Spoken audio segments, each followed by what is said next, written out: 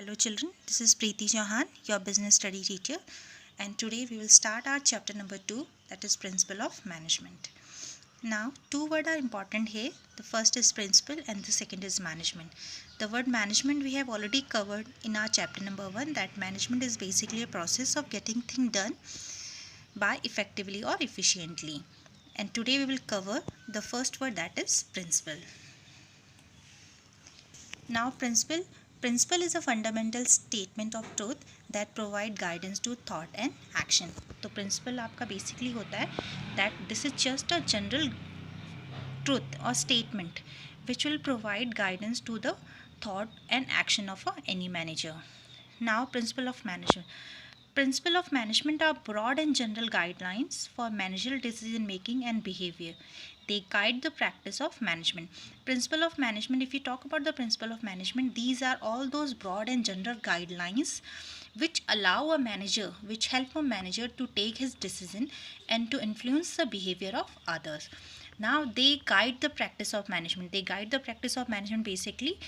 They just guide the manager that how he can able to take better action and how he can able to handle the behavior of employee in more proper way. Now coming through with the next slide, that is the nature of principle of management. Now the first nature of principle of management contain universal applicability. Now the management first principle said that the principle of management are universal applicability. Universal applicability basically say that they are used in each and every organization, no matter whether the organization is a business organization or they are non-business organization. They are small, they are large enterprises. If we talk about business organization, non-business organization means if any organization is a business organization, their main motive is to earn profit. But in case of non-business organization, there can be other motive also, that like the society welfare and others thing also. So they are used in each and every organization, no matter what is the size and what is the kind of enterprises. That is the reason we call them universal applicability. Now the next principle of management is general guidelines. General guidelines principle said that these are just a guidelines. These are just a guidelines which is provided to the manager so that he can able to take good decision in the management side. Now they are just a guideline. They are not ready-made solution. So according to the business environment situation, sometime the manager has to change these guidelines also. Now the third principle of management said that these are formed by practice and improvement. Now any principle, whether it is the principle of management or whether it is the principle of science, whenever any principle has been formed, they are always formed after going through with a long research, after going through with a long experiment, after going through with a long practice. So then only we can able to find out or formed out any principle.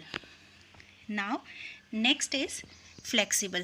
Now the flexible principle said that according to the modification of business policy or according to the changes of the environment, the principle of management can be changed. So according to the demand, these are not fixed principle of management. According to the demand of a business organization, the manager can change these principle of management. Now mainly behavior. Now mainly behavior basically means the principle of management is dealing with the human behavior, because they as from the manager's side, they are trying to influence the behavior of human being who is working inside the organization. So according to the different behavior of a human being, the manager has to change these principles. Now next is cause and effective relationship. Now cause and effective relationship basically say that they try to establish a relationship between cause and effect so that they can be used in similar situation. Now we already see that principle of management are made after going through with a long research and experiment work. Now here the role of manager started. They used to find out a different solution for a same way. They used to try out or search out the causes behind the issues. They try to set out the relationship between the cause and effect so that the same problem or same solution can be used if this type of problem will occur near about in the future case. Now contingency. Contingency in simple word you can understand by the help of dependency also.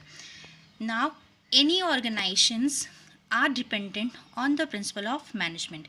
The application of principle of management contingency or dependency upon the prevailing situation at a particular point of time. The application of principle has to be changed as per the requirement. Now for this I can just give you example also, that suppose an employee deserve fair remuneration. Now here a role of manager started. He has to understand that what is the definition of that particular employee for fair remuneration. Every employee can have a different definition of this fair remuneration also. So it means it is completely depend on the employee, it is completely depend on the individual. So we have to go through with the contingency features here, that dependency feature. Now coming through with the next slide, that is significance of principle of management.